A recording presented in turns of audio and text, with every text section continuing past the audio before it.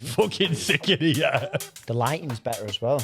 You're on. We're rolling. We're in. It is so surreal. Guy goes, hey, what's the name of your ostrich? He goes, it's a fucking emu, you dickhead.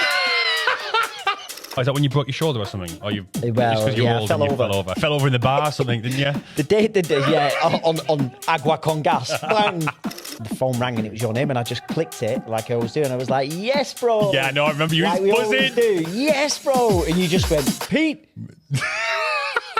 Like that. And I was like, and you just went, we got no fucking studio. I went through a pretty turbulent time with my businesses in November and December. Stressful, it doesn't even cut it. I was ill. I was physically ill with it. And I went off the rails. And I was in bed for a week, bro. I lost a week of my life. I have faith in what's to come. There's always stuff to overcome. There's always hills to get over. But I just think now the disposition isn't suffer in silence and not say anything and then just go and do something that's going to compound and add to that anxiety. In fact, what it's going to do, it's going to hold you back and make your working week even worse. The disposition is to sit and talk and share, have faith and do the things that are going to add value to you moving forward. The drugs or the alcohol, it's not the problem. It's a solution. They're not the right solution. They're a solution that'll destroy your life, but it's a solution to the problem. Yeah, that was a wicked conversation with Will, that Jacky, and I'm buzzed up with the people that are subscribing. But do you know, YouTube keeps notifying me saying that 75% of people that watch the show regularly are still not subscribing. But I'm not surprised because I keep getting notifications from Spotify and Apple and all the other audio platforms to saying that we've got about 75, 80% of people aren't subscribing either. And little do people know that it's free to subscribe. Yeah, because my mum, that's what she said to me. She went, I'll subscribe. It doesn't cost me, does it? And I was like, no, you've got an account. Just click the subscribe button. And if people subscribe, it helps us get bigger guests, grow the show, and just keep bringing value to people who are listening. So if you're listening to this now and you haven't hit the subscribe button, go over and hit that button for us now, and we can do all the things that we've just said. And thank you to everybody that's subscribed so far, and let's continue. We appreciate it. Let's love. go. That was it. Right, perfect.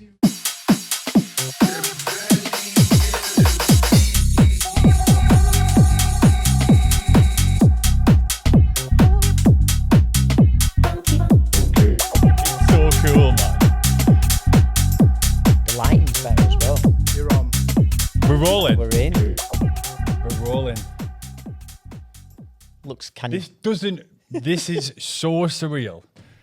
This is so surreal because I know we're on the way in here before, we're talking about 6 weeks ago was the first conversation, maybe 7 weeks. I can tell you where I was, exactly what I was doing, and your name came up on my phone. So I got a call off, or might have got a text off George, who was an engineer at the old studio, who said the old place is no more, where we were recording before, which was a great home, but we lost it and we'd done all our episodes there. And I called you and I was like, shit, what are we going to do? Well, when my phone rang from my side, I'd coming back from the shop and I'd just finished on the phone with my grandma, and it was around, for me in over in Ibiza, it was around about 5:30 p.m. I was coming over the top hill. Sun was just going down and stereo was on, and the phone rang and it was your name, and I just clicked it like I always do, and I was like, yes, bro. Yeah, no, I remember you like we always buzzing. do. Yes, bro. And you just went, Pete. Like that. And I was like, and you just went, we got no fucking studio. And I was like, what? It was December. It was like end of December. Yeah. And I was like, what? Yeah. And then you went, this is the situation. And then when you told me, I was like, and instantly I was like, well, how are we gonna shoot the guests that we were already reaching out to? Yeah. And then you went, but wait, might have an idea. Well, actually, I can't take full. You said we might have an idea. I said, okay, well, then, That's okay, what you that's said. fair. All right, okay. I'm going to say, when I spoke to George, who's in the corner? Say hello, George. Hello. George, our engineer in our old place, said, I've got an idea. I might have something else going on. I'll let you know. And then after a few back and forths, can't remember how it materialized now, but we kind of all said, should we do something together? I think it was George's initial idea to do it. And when I spoke to you, I don't know what it is about intuition, but it just felt so right. It just felt like this. I don't know why. I've been working on 3 other businesses for the last 4 years, and it's felt pretty like there's been quite a lot of friction from the start, let's say. But for this one, even though I wasn't really in a position to do or start another business, it just felt right. And from that point on, when we said, okay, we had a discussion between ourselves, we decided what we're going to do. Right, let's do it. From that point, we started looking at places. Was it me and George? Would we go on we're trying to find places in between Christmas and New Year, weren't we? Just before Christmas. Just before Christmas. Yeah, it was the worst timing. Because it was the worst timing because everyone's usually breaking up a week before Christmas, and they've got 2 weeks off. And we were trying to find places just before Christmas, then on the 27th, 28th, and 29th of December, which was a nightmare. And we had no luck. Me and George went to see one place, and I mean, the pictures didn't look like what we saw. Is this the place we saw on the same day that we came here? Yeah, it was the same. Was it the same day? Yeah, because same day. Okay, in the morning, and we were like, it's not great, but we maybe will. And then we came here, and it all clicked. Oh well, on the way here though. So the first place we went to, on the pictures, it looked amazing. We got there, it was the one with the small ceiling on the route when you went up the stairs and you went, here's the stairway, because you sent me the video, and then the ceiling was low. You went, can't really do anything up there. That's the one. Yeah, it smelt like mold. It wasn't the room. The room that we saw in the pictures looked really nice and polished, clean, open space. We got up. It wasn't that room. That room had been taken. There was 3 rooms in there. Downstairs, where we were looking at, was potentially going to be like a workshop. So we're like, well, we can't record a podcast if there's someone with fucking power tools downstairs. So me and George left there. That was in Dalston, wasn't it? Yeah. And then we came here. And as we were walking down the street, George was on his phone and in maps, he went, oh, it's just here on the left. And I was like, well, this is not going to happen. It's a busy road. We're at a junction. I looked over to the junction. There's 40 cars, horns, ambulances, all this stuff. We're like, and then we came round the corner, and then we're like, oh, the place is here. Then we got upstairs, and we realised when we got in, this building where we're in now, which is our new home, Streamline Studios, it used to be a bank. So the building where we are now used to be a bank years ago. So it's got ridiculously thick walls, probably steel reinforced. We got in, and me and George just looked at each other after 2 minutes, and we were like, this is it. And we walked out of here, and we were walking up the street, and we just looked at each other and went, this is it. And I think within an hour, didn't we go for a coffee up the road in, what's it called? Deptford High Street. Yeah. Had a coffee, we sat down, we called you, and we just sat down and went, we think we found the place. So we called our landlord back, renegotiated, back and forth, and then by the time, I think it was a day or 2 later, or maybe the day after, he called us and went, okay, yeah, let's do it. So we signed the tenancy agreement 2 days later. Me and George had the keys the day after. So we saw the place on the Tuesday, we signed the tenancy agreement on the Thursday, on the Friday we had the keys, and then we were in building pretty much every single day. This room was just a massive empty room. There was a couple of bits of furniture left, but we've done everything from scratch. I've thoroughly enjoyed it. I never really get stuck in with labour stuff. I'm very much behind a desk now with a lot of my jobs. It's all remote work and computer stuff. But this has been really fun. It's been challenging because we knew we needed to be open at a certain time, but we managed to open Streamline Studios to help other podcasters do their podcasts, but record and edit at the same time, which is the service that we want to provide, but also that we want ourselves. And now what we get to do is we get to build our own set instead of walking into someone else's. So now we're sat in our new home. And also, can I just say, Pete, as much as he would want to be here, he hasn't actually been here till today. This is the first time he's seen it. So me and George have been building this. And I just want to give a big up to George, who's put a lot of work into this every single day. Smashed it, mate. Yeah, this would have been impossible without George. Yeah.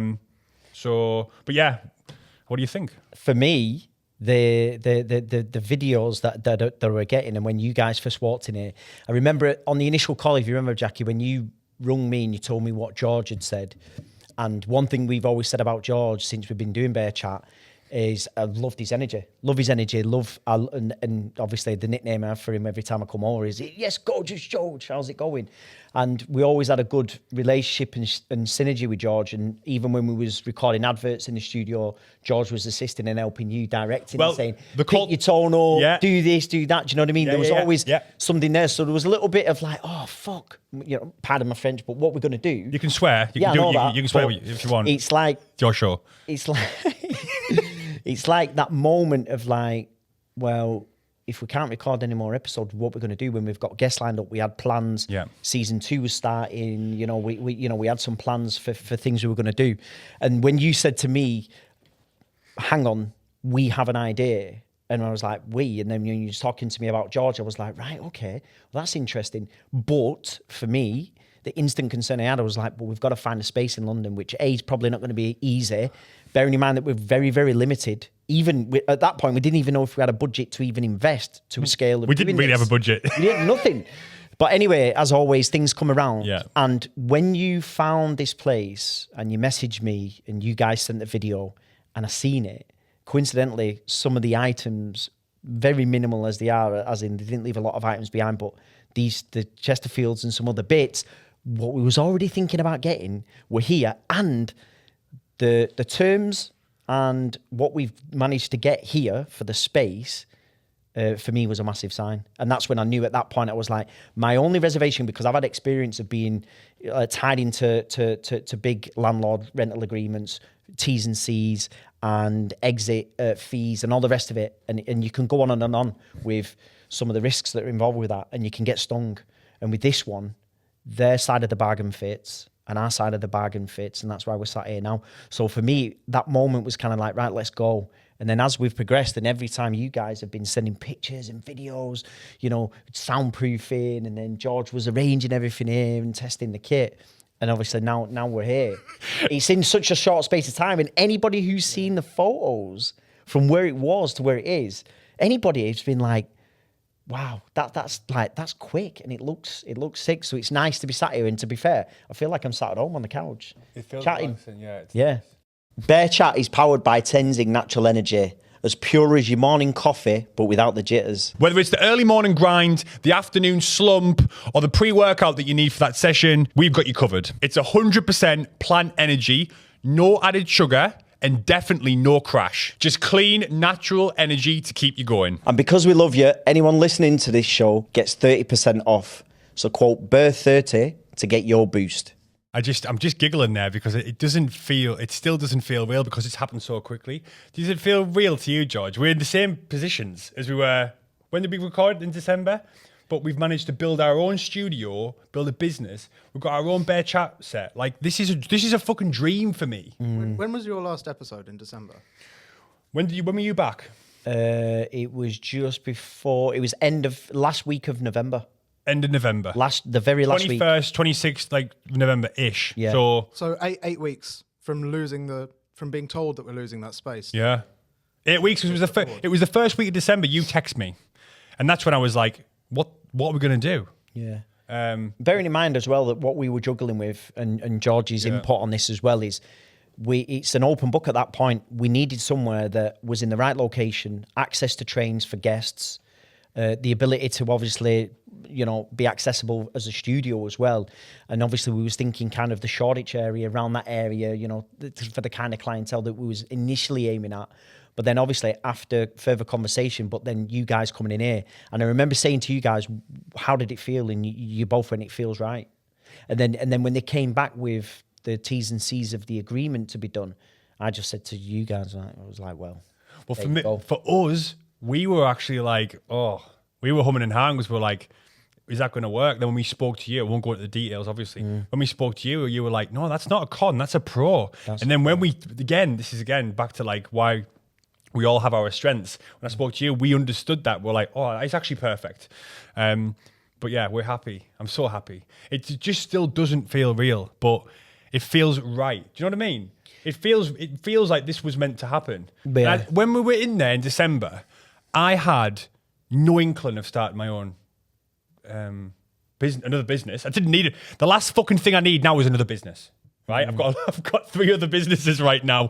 I've got a podcast running anywhere. I'm trying to be a husband and a dog dad and trying to have some sort of social life. The last thing I wanted to do is do another business, but now I'm sat in here recording with you two, doing this business together with our own set. What do I always say? I feel it in my loins. I feel it in my loins. It feels right, you know? So, yeah, really proud of us for doing this and for getting it done in such a short space of time. But I do think sometimes it comes down to how much do you want it? George wanted it badly. I wanted it badly. We needed it badly. And it comes down to hunger. It's like, I used to have people in the music industry when I was in nightclubs, I'd have young ones coming up to us and going, you know, I'm starting to DJ. What can I do? Can you give us any advice? I'd be like, well, how much do you want it? If you want something that bad, you'll get it done. We've just found a space, created a studio, built a set, which, by the way, is not just one set. This is just for Bear Chat. Streamline Studios has numerous sets. We've got red curtain, black curtain, green screen, but we can do anything you want. We've done this in 8 weeks from the time we lost our studio. That's a quick turnaround. By the way, this is just two lads. We haven't had help. So how badly do you want it and how badly do you need? We did have our Russian friend come and... Sergey. I'd never met him. Yeah.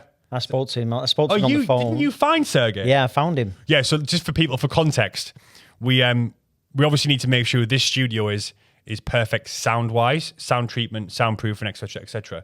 And we need to put a very, very, very heavy, very soundproof curtain up.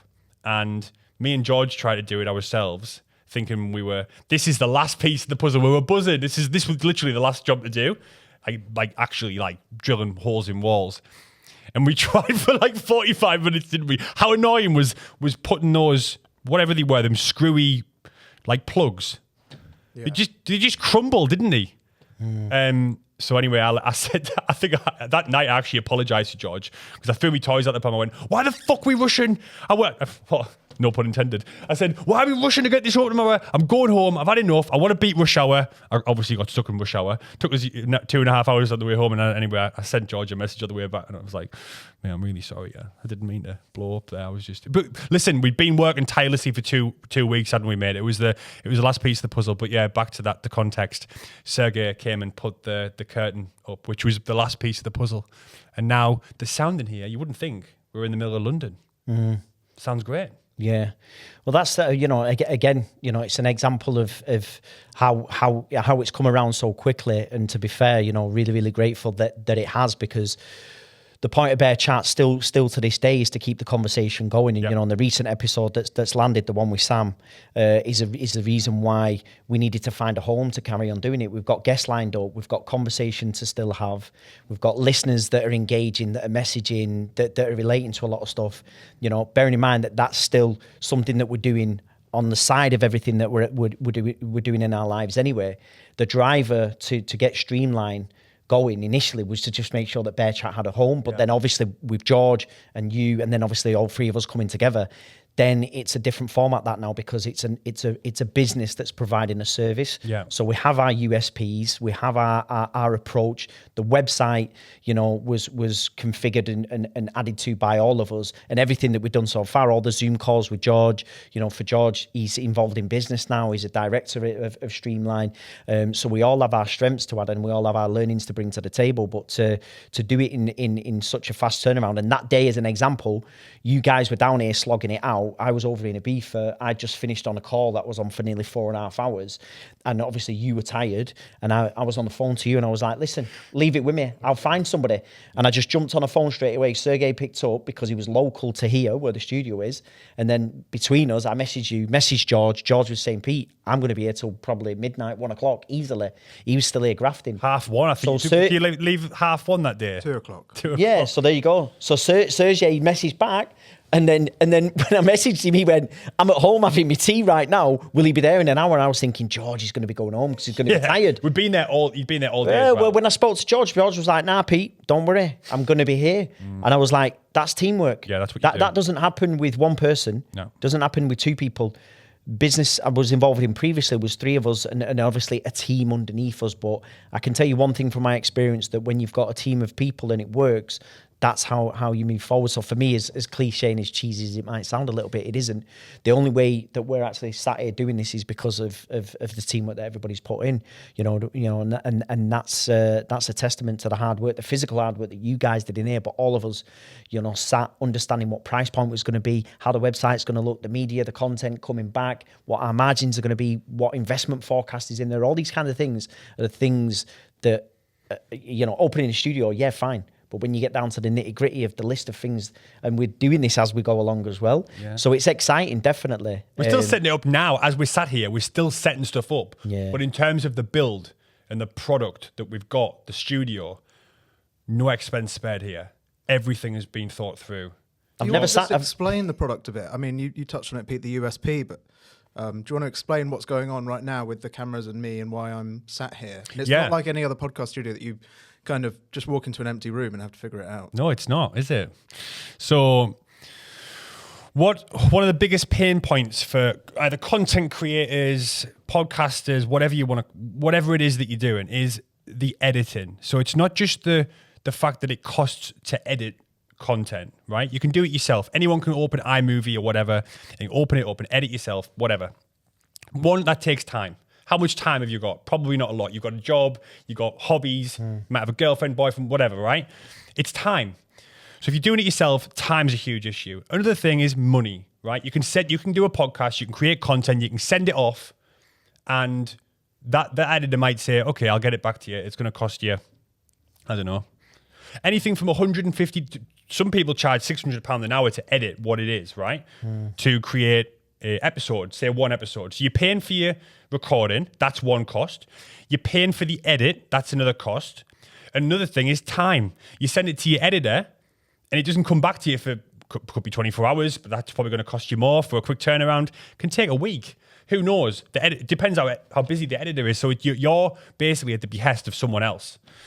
And what we do here at Streamline is, it's in the name, right? It does what it says on the tin. You come in, you record your episode, you record your content, whatever you're doing, and then by the time you stand up and walk out the door, you've got your content edited. So George in the corner now is sat on all his equipment. I don't understand what it does. It's not my remit. But George has all his equipment set up. So as we are doing this now, he's panning from me to Pete to center. So he can do all this live, and this is recorded live. So at the end of the episode, or whatever you've been recording, you are done. There's no waiting. There's no extra costs. You don't have to message an editor. There's no messing about, right? And that's what we're doing. We're trying to streamline and make this process for content creators and for podcasters super simple, super quick. And also cost. If you come in here, you pay one cost for the podcast or the episode, or however the length is that you're choosing. That's your cost. Now, I think also what we're doing is really, really cost effective. And obviously, I'm saying that I'm definitely biased because it's my business. But I tell anyone out there to go and look at the podcast studios anywhere in the country and just see how much it costs to record one episode or 1 hour, say. And where we're sitting in the market is really good considering we do everything in one. So, well, that's the thing with the other studios. They you'll see a headline price, right? Yeah. And you'll think, oh, great, that's quite reasonable. But then you're going to be charged to add a camera, to add an editor, and these add-ons go into the hundreds. Yeah. To get the same thing that we're offering. Yeah. So the whole principle of Streamline is that no add-ons.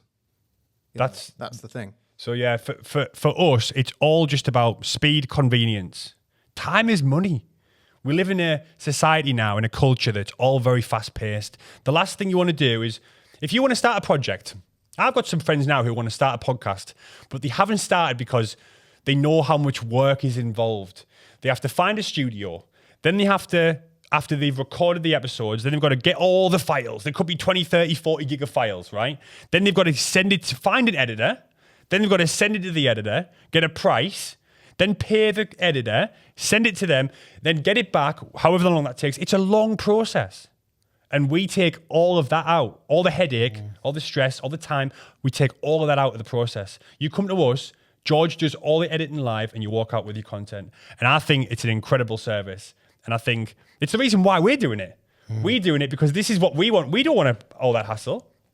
So yeah, anyway, I could waffle on about this for time, but sales pitch. Yeah. But again, you know, that's another driver for doing what we're doing, is obviously keeping the podcast alive for ourselves, for Bear Chat from that perspective. But then also, you know, George has got a wealth of experience, and we've seen that since we've interacted with George. And in a situation where then George is looking to kind of move forwards and branch out with obviously Big Belly and that situation there. And for us, it kind of come at a time as well where it has been, you know, a bit of like, oof, you know, is it something that we can pull off at this time? I know for me and you personally, it was a difficult one to answer that. But then we had to believe in what we're doing, which we do. We believe in Bear Chat for sure. That's why we're doing it. But then also, when we've spoke to George, when we've looked at our situation and we've looked at the market at large in London, we've seen that there's an opportunity there to provide something like what we're doing with Streamline. And for me, it's like when you go Tesco to buy tomatoes, you don't grow a tomato plant in your house. You can get tomatoes for free if you want to do it. But why do you go and get them from Tesco? Convenience, as an example. You know, so it's convenience and it's easy. People want to do it. So it's a space where people can come and get that Streamline approach, but also the difference in sets, which a lot of studios offer. But we want to create a space here where it's a community as well that's bringing together like-minded creative people that develop some kind of network and relationship thing going on as well. So like you see these co-working spaces where they develop a little bit of a hub and a little bit of an energy point where people come together and rub shoulders and meet and share things. You know, think about some of the feedback that we've had already for people that are involved in this kind of industry that have already seen here, and the comments that we've had in terms of George, in terms of how it looks, have been really, really encouraging, but also a reminder to us. It's early days, but we're kind of going down the right path with it. Yeah. Let's see.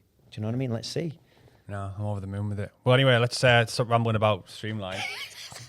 We can the sale pitch over. Yeah. I'm a salesman. You're a salesman. George is a salesman. Would you like to tell them a little bit about the podcast? Yeah. No. Listen, we're really happy what we've done here. If anyone's listening to this and wants to start or even try doing a podcast, just give it a go. The thing is with this, you don't have to commit to 5 or 10 episodes or whatever. Try it out. If you want to try something like this, come down. George will look after you from start to finish. You'll walk out with content. You put it out. If it isn't for you, fine. But this takes all of that stress out of it, and I think it's a great thing. But anyway, Streamline pitch done. When did you get here yesterday? Yesterday, 4:25, bang on time. Initially, the flight was going to be delayed by 30 minutes, but boom, the pilot was on job. We haven't actually really caught up properly because last night you got in, I was working until about midnight. And we've been gym this morning, we didn't really speak that much. We had a little chat on the train on the way in, but I want to ask you, how the fuck are you? How are you doing? How's things? When the last time we saw each other properly was like November November. Yeah, so how's things? End of November. So December period's been good. Family holiday, we all went skiing. Is that when you broke your shoulder or something? Or you I fell over. So the day before I flew, it wasn't even when he was skiing. He just fell over in the bar or something, didn't you? The day, on agua con gas, bang, por favor. I'm living clean, bang. I'm getting Dos cervezas, por favor. Smashed off agua con gas, but we went on a family skiing holiday on the 14th of December until the 19th. Me, Mish, Lumi. Mish was in Malaga. She flew over. You take the dog? To Geneva. I flew with Lumi. Me and Lumi flew, mate, on our own. Lumi is, tell them for people who don't know. Lumi's my dog. She was, our dog. She was 2 in September. My first dog. Mish grew up with dogs. I never did in my family home. I think we had like a budgie and 2 rabbits. That was it. A budgie? Buried it in the back garden. Have you seen that meme? Have you seen that video? They got a Ring doorbell. Have you seen this, George? The Ring doorbell, and he's going. They must be from Leeds or Yorkshire or whatever. And he's going in, and it must be like 3 a.m. They've been on the piss, right? And it's all recording. And he goes, "Have you got any dogs?" He goes, "No, but I got a budgie." And he goes, "No way, a budgie! I fucking love budgies." Are you joking? Are you being serious? Oh, I love budgies. Fuck's sake, sorry, carry on. I know, I love budgies, me. It's like that Leeds one. We're digressing a bit, but I've got to get it in there. The guy in Leeds, when he's walking, he's and the guy goes, "Hey, what's the name of your ostrich?" He goes, "It's a fucking emu, you dickhead." And he's walking an emu down the street. He's proper like Dave from Leeds. He goes, it's a fucking emu, you dickhead. I'll dig it up. I'll show you. You'll be laughing. I haven't seen that. That's fucking class. Maybe we'll get a screen and we can say to George, moving forward, George, whack it on the screen. Well, this is another thing. We have a screen, but we opted for the Bear Chat sign. And I think I prefer the Bear Chat sign. But when we do, maybe potentially do the table format, because we do have a table as well. We could have the screen instead of Bear Chat sign. Let's see. Let's see. We're digressing way too much. I'm back on track now. Back on track. Watch. Come on. So in December, the day before I flew, my car decided to pack up. It broke down. So I left that with the mechanic. It's still there with him. Anyway, we went on a family holiday skiing. Landed in Geneva. Met Mish. She flew over from Malaga. She was in Malaga with her mum. My mum, my sister, my nephew, niece, his brother, Katie, and Lume. All of us went there skiing in Marybelle and had an unbelievable time. I got a bug, was ill for 2 days, but lay on the couch. That's rapid, that to get. Yeah, I was sorted, and then we had an open log fire in the cabin where we were staying, a sauna, a hot tub outside. Nice. My mum was there, and was watching like Home Alone, a box of After Eights, sat there eating them. You know what I mean? Loving life. But the most British thing I've ever heard. Exactly. Cups of tea. There, watching Home Alone eating After Denny and Dee Ramirez would love that one. I was having cups of tea and After Eight. It was lovely. I weren't whinging about the weather either. No. But yeah, no, in answer to your question, yeah, been good over that period. Was very present. Was enjoying every moment with the family. Loads of laughs, loads of memories. Wicked, and then came back and just chilled. Missy's mum was staying at ours over that period up until my birthday. So it was quiet and nice. A lot of home cooked food, and just continuing to do the work and move forwards. And obviously we've had this on board now as well. This is obviously since that point. Since when did you get back from skiing? 19th. Yeah. It was literally that point. So that sounds about right, about that's the time we were like, right, let's start looking at places. Or we were maybe in Georgia even looking already. Well, while I was there, you messaged me and you said, I've reached out to X, Y, and Z, but I've not heard anything back. And I said to you, it's the time of year now. It was coming up to the 19th. And I think didn't somebody like Svetlana or someone like that reply back, and you was like, I think this is a blag, this one. Something like, but didn't she actually get back to us? That was the lady. George doesn't give a fuck. George has been here for 4 weeks straight. But it was around about that time, and then obviously over that period, the clock's ticking. Yeah. So again, it was twitching a little bit, and it's like right. But like I said, going back to what you were saying, when you found this place, obviously it kind of felt right. But for me, over that period, it was it's been challenging. There's been a lot of things to kind of think about and kind of put into context, and still at that point, it's like, you know, are we going to move forward with Bear Chat? Because if we haven't got a studio, if we can't find a studio, then what we're going to do? And then obviously this has all come together. So it's been a nice period of kind of calm, letting go of 2024, valuing time with family, valuing being present like I've not been majority of my life, if I'm being honest. I was able to just sit in the conversation. I was really holding the moments with gratitude with my mum. We were sat talking about stories when I was younger, and that Mish was there, you know, just all that kind of stuff over that Christmas period for me was really valuable. And then obviously coming into the start of the new year, we were busy with this. Yeah. And obviously you busy. How about you? Well, I had the similar thing, like this Christmas, last Christmas period was almost like the calm before the storm, right? So we were looking for places here, still kind of got, and I also went through, as I've told you, and we've spoke about this, but I went through a pretty turbulent time with my businesses in November and December. We had like I wouldn't say black swan, but we had, when you run a tech company, if you go down, if you have downtime, it's severely bad for your reputation. And we suffered like one of the biggest blows at like a time where we were just about to go, you know, over that peak where you can start to think, oh, there's a wage, there's a salary, there's this, there's that, there's that, you know, all that stuff. And then within 48 hours, that was all taken away from us. And I really struggled through that time, like end of November, December, start of December. We did get through it. And, you know, our friend Pi, he was in the midst of it as well. And we had to just kind of go through this really shitty, rough, painful, like stressful, it doesn't even cut it. Like I was ill. I was physically ill with it. And And then in December, it all kind of came to a head with that because Eleanor's birthday was all planned. I planned this for months. We had a surprise party for her in London. And it was great. We had the best time, but I just used it as an excuse to just go wild. So we're drinking in the day, a couple of margaritas here, there, but then we had like a surprise party for her. And then it just like, I just went, and I didn't go crazy and off a cliff or anything. I didn't embarrass myself. It wasn't one of them things you wake up the next morning and go, oh, what did I do? I can't remember anything. It was just like, I don't do that shit anymore. And I went like off the rails compared to normal. And I was in bed for a week, bro. I was in bed for like 6 days. I lost a week of my life. I didn't have to do that.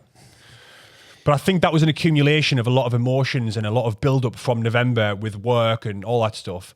And yeah, it just made me realize like I can't be doing that. Not now. Yeah, but I mean, for me, when we had the conversation on the phone and you spoke to me, and again, that's exactly where I was. I was in the cabin. I was on the couch, just recovering from the bug that I caught, and then I managed to ski on the last day, and then fell and hurt my shoulder. But you just said two things again there, where you said, I don't want to be doing that, and I can't be doing that. And when you said it to me on the phone, I said, have you noticed there, you've just said that I don't want to do it. I said, so it's not about anybody else. This is just down to you. Go easy on yourself, because again, we all know this, and again, it's just a reminder. But when we've been involved in doing something for many years, having fun, it's always fun. It's been fun. Not rubbishing anybody who goes and does that, whatever. We all have our different times, stages and phases where things change for us. We're all individual. But the way that the brain works and all them synapses that fire and wire and the old patterns of behavior. But in particular, you just said it as well, Jacky, and I said it to you.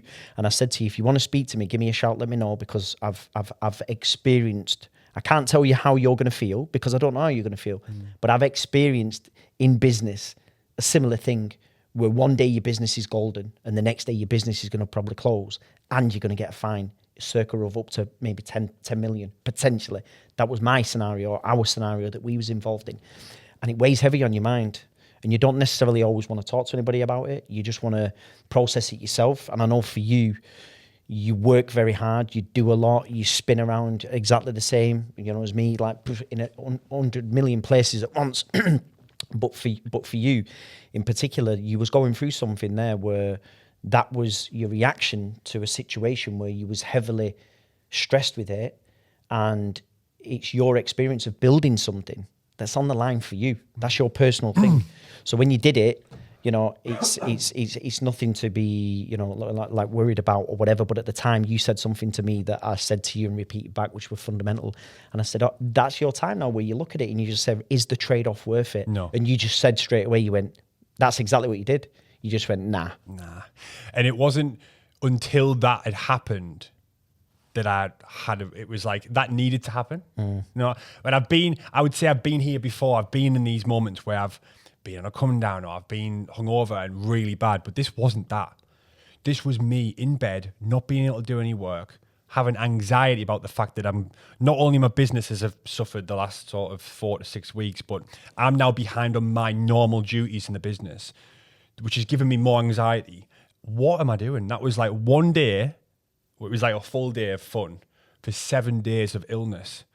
And there's no benefits to that. So anyway, I had a bit of a come to Jesus moment there. And I think it needed to happen. But what I was trying to say was December itself, especially that between that 14th to 21st of December period, like the week just before Christmas, was rough. But it also put everything into context, because this year, this year just gone, this Christmas, I wasn't hosting Christmas. I was at Eleanor's mum's at Helen's, and the last 2 years we've hosted, so it's been like Christmas dinner, the whole thing, like make sure everything's having a good time.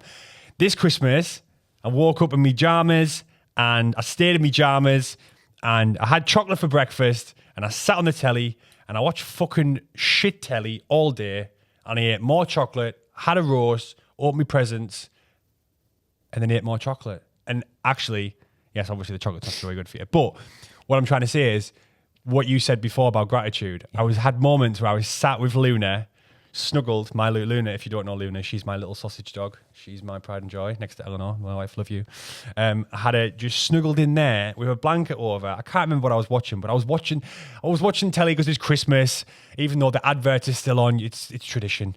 And I just felt like this overwhelming sense of gratitude that like everything I've got is mint. I'm so lucky. I'm so lucky to be sat on this couch inside with Helen in the room next door, making a roast, which Christmas dinner, and just felt grateful. Masses of gratitude. So this is like in between looking for a place to do this, and then obviously after that, coming out of Christmas feeling like I've got everything I need. I said it to Eleanor last year. I remember being sat I've said this on the podcast before, but I'll say it again. I remember being sat in the garden. It was like a gorgeous August, maybe Saturday afternoon, and we were sat having a barbecue. And I was like, if nothing changes now, I'm fucking happy. What else do you need? It's all bullshit. I'm sat in my house with my wife and my dog having a gorgeous barbecue with nice weather. I can put food on the table. What else do you want? Everything else is bullshit. And I felt like that coming out of Christmas this year. So I think I came out of Christmas with more fire in my belly to take nothing for granted, but also grab opportunities by the balls because I was really like well rested. I wasn't hosting, so I wasn't feeling like anxious about everyone else having a good time. I just really relaxed at Christmas. We went to Helen's for 4 days. So we went 2 days before Christmas. You know Helen as well, obviously. So you know what she's like. Sales maestro. Sales maestro. Yeah. So we had 2 days before, then 2 days Christmas, and then the day after Boxing Day. And I really left there feeling recharged. I didn't drink, which is like a Christmas thing, what I always did. So that was nice to come out of Christmas on Boxing Day feeling good. Me and Eleanor went for a run. Was that the first Christmas that you've ever not drank alcohol? Yeah. Yeah? I think so.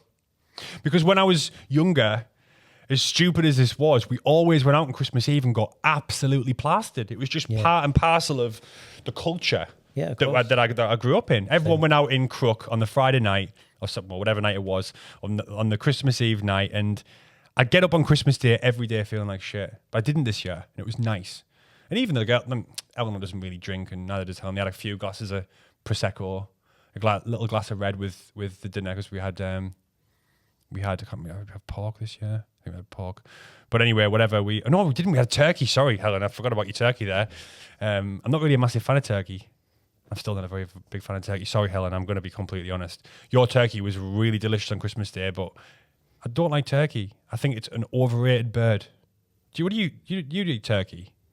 Yeah. It's overrated as fuck. It's like shit chicken. And it's fucking well expensive. Yeah, you know how expensive a turkey is? It's like 100 quid for that bird. Yeah. It's not worth 100 quid. But why is it like shit chicken? To me, it just tastes the same. It's a little bit more. No, it doesn't. Turkey doesn't taste like... George. It's dry. It's dry. And does it taste like chicken, do you think? Similar, but it's dry. Even when it's juicy, it's dry. What about when you've got gravy all over it? That doesn't make it not dry. Do you know what I mean? Anyway, I'm digressing loads. This is fucking ADHD 101, this. Isn't it? The weave. But yeah, coming back to what we were saying. I'm all right. I'm good at the moment.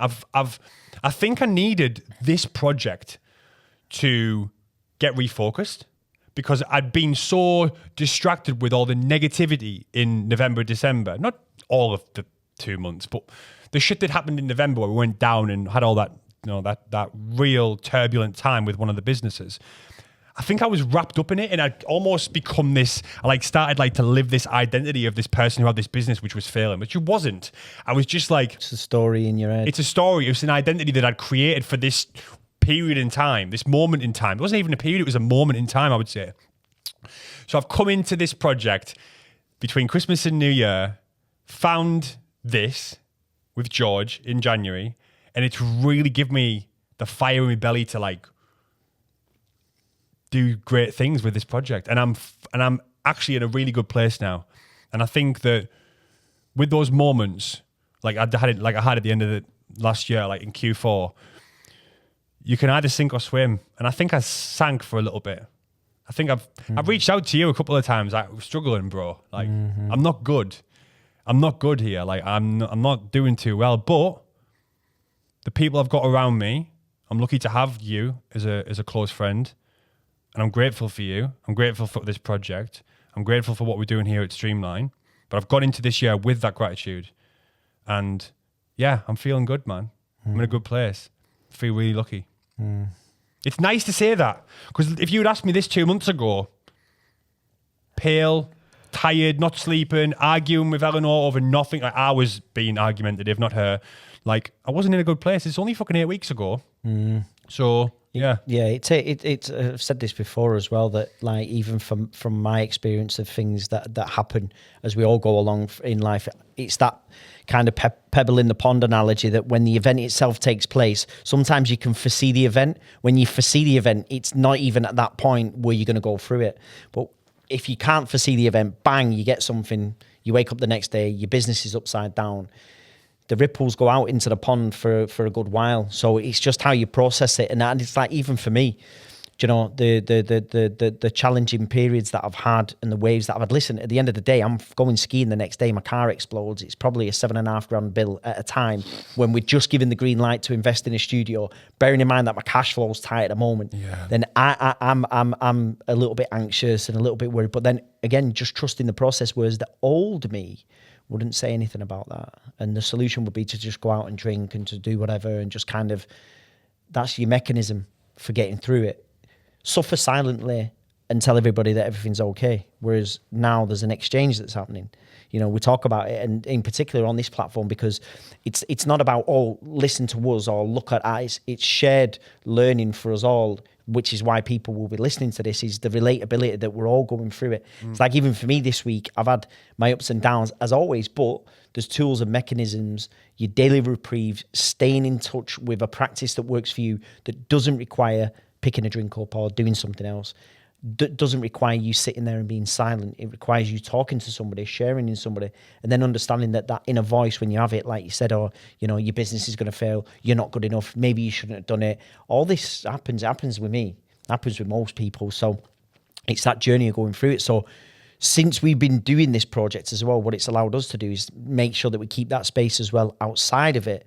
So like we said before, that there's bare chat that goes on like this here now when we're sat talking, and then the chat that goes on off camera, it's exactly the same thing. We keep it as real and as authentic as possible.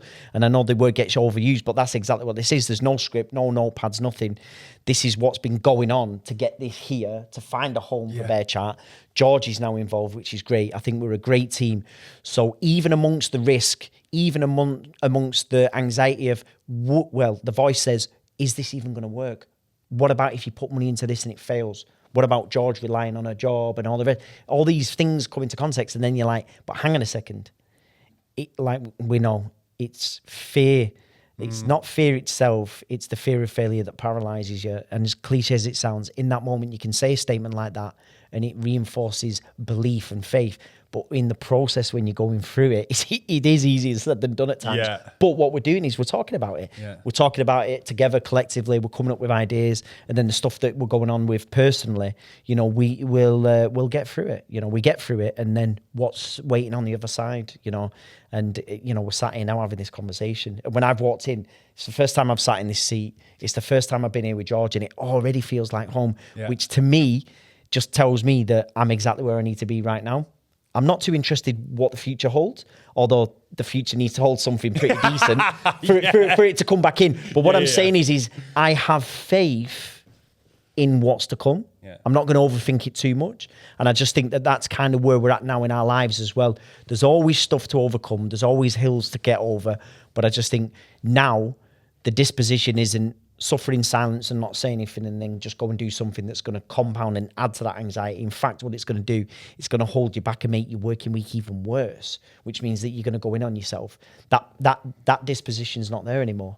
The disposition is to sit and talk and share, have faith, and do the things that are going to add value to you moving forward.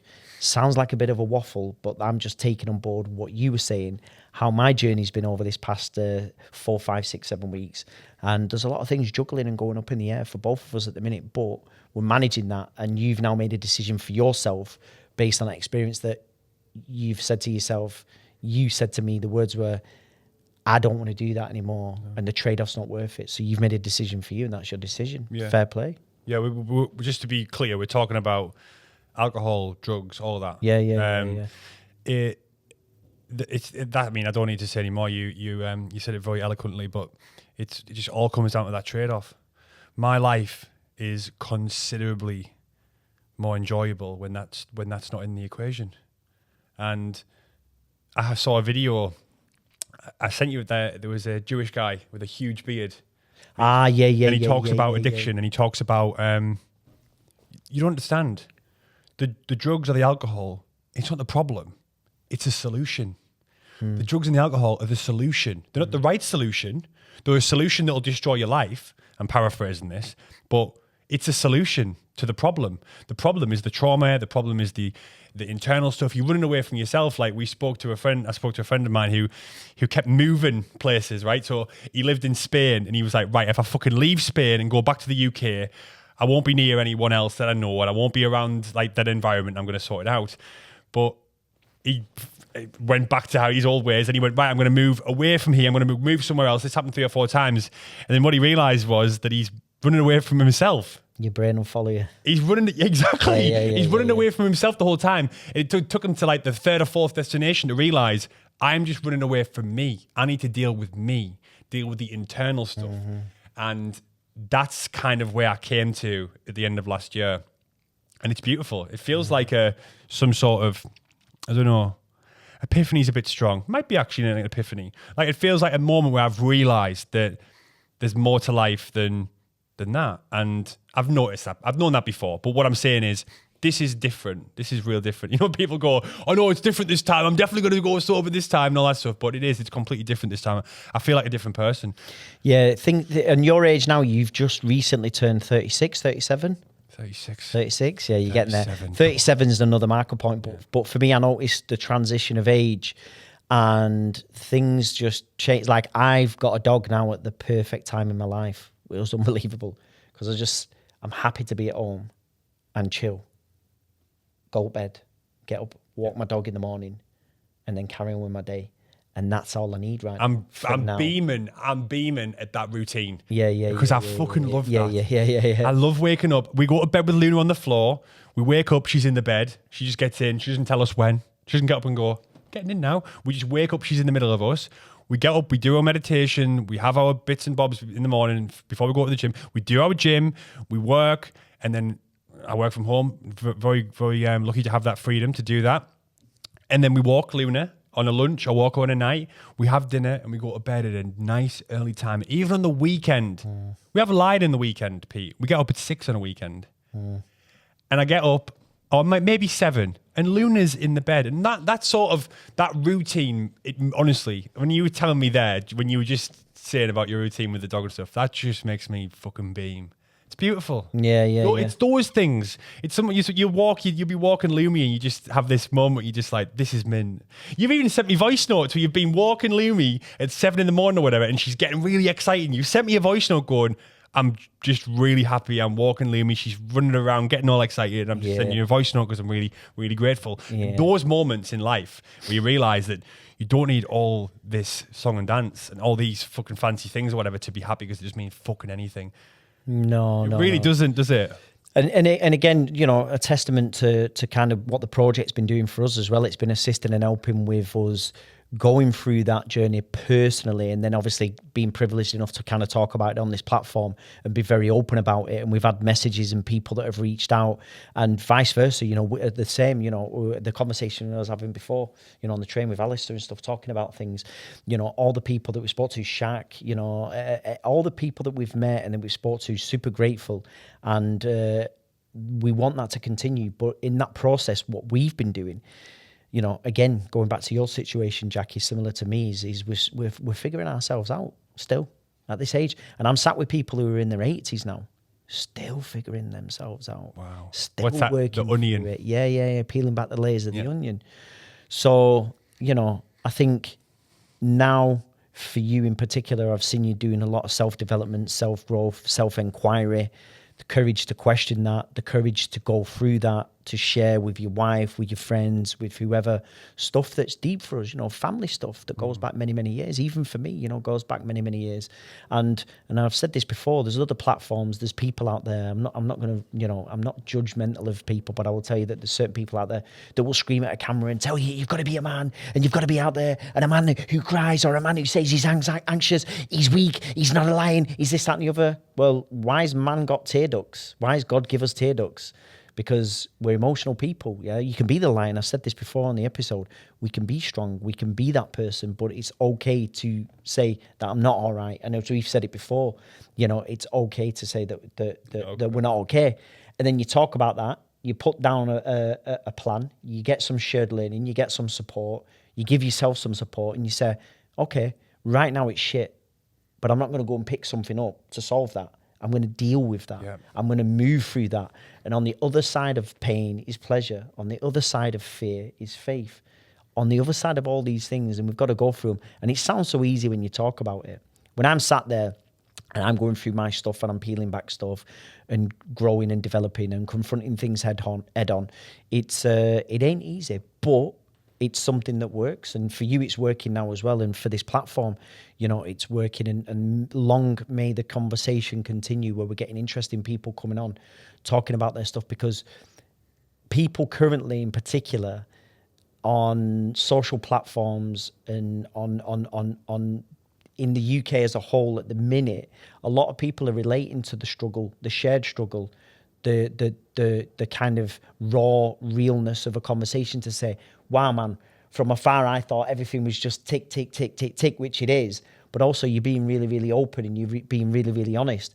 The recent episode, and again, I'll give reference to the recent one because it's fresh in my mind, is the way that Sam explained about her journey, what she's been going through personally, behind the awards, behind the touring, behind the success, but then also what kind of plan had she put together? What kind of things was she putting in place to combat that and to make herself the better version of her?